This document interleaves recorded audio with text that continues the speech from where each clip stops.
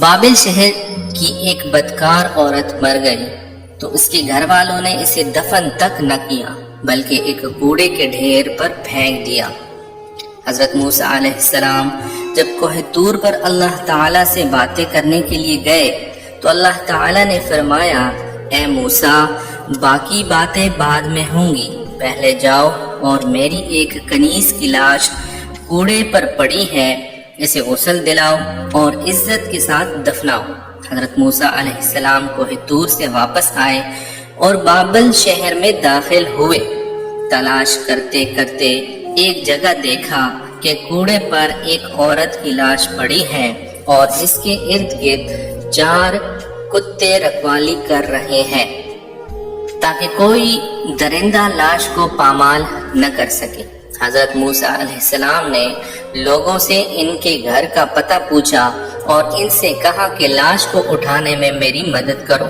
عورت کے گھر والوں نے کہا کہ ہم اس لاش کے قریب بھی نہیں جائیں گے، یہ ایک بدکار عورت تھی جس نے اپنی ساری زندگی بدکاری میں گزار دی۔ پوری شہر میں سب لوگ لاش کو اٹھانے سے انکار کر رہے تھے۔ حضرت موسیٰ علیہ السلام نے اپنے بھائی حضرت ہارون علیہ السلام کے پاس پیغام بھیجا اور کہا کہ لاش اٹھانے میں میری مدد کرو۔ دونوں نبیوں نے لاش کو اٹھایا اور پھر جب غسل دینے کی باری آئی تو شہر کی کوئی بھی عورت اسے غسل دینے کے لیے تیار نہ تھی۔ یہ دیکھتے ہوئے حضرت موسیٰ علیہ السلام نے اپنی زوجہ اور بہن کو حکم دیا کہ اسے غسل دو۔ غسل کے بعد اپنے بھائی کی مدد سے اسے دفنایا۔ جب آپ فارغ ہو کر واپس آ رہے تھے تو شہر والے لوگ آپ کے سامنے آ گئے۔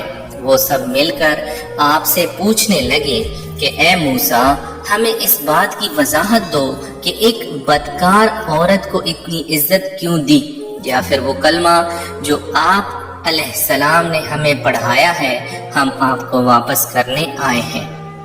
حضرت موسیٰ علیہ السلام نے لوگوں سے فرمایا، اے شہر کے لوگوں، مجھے جو حکم اللہ تعالیٰ نے دیا تو میں نے اس حکم کی تعمیل کر دی۔ ہاں، اگلی بار جب میں کوہ طور پر گیا تو تم سب کو تمہارے اس سوال کا جواب مل جائے گا۔ لوگ یہ سن کر چلے گئے۔ حضرت موسیٰ علیہ السلام کوہ طور پر گئے اور کہا، اے میرے پروردگار، اس شہر کے لوگ مجھ سے اس بات کی وضاحت مانگتے ہیں کہ ایک بدکار عورت کو اتنی عزت سے کیوں دفن کیا گیا۔ اللہ تعالیٰ نے فرمایا کہ اے موسیٰ، یہ عورت واقعی بدکار تھی اور اس کی ساری زندگی بدکاری میں گزر گئی، مگر ایک دفعہ یہ ایک ایسی جگہ سے گزر رہی تھی جہاں پر ایک کتا پیاس کی شدت سے مر رہا تھا۔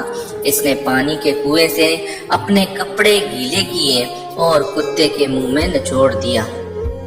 پیاسے کتے کے منہ میں جب پانی آیا تو اس کے تڑپتے ہوئے جسم میں جان آئی، تو مجھے عورت کی رحم دلی پسند آ گئی اور میں نے موت کے فرشتے کو حکم دیا کہ اس کی روح کو قبض کر لو تاکہ یہ آئندہ بدکاری نہ کرے۔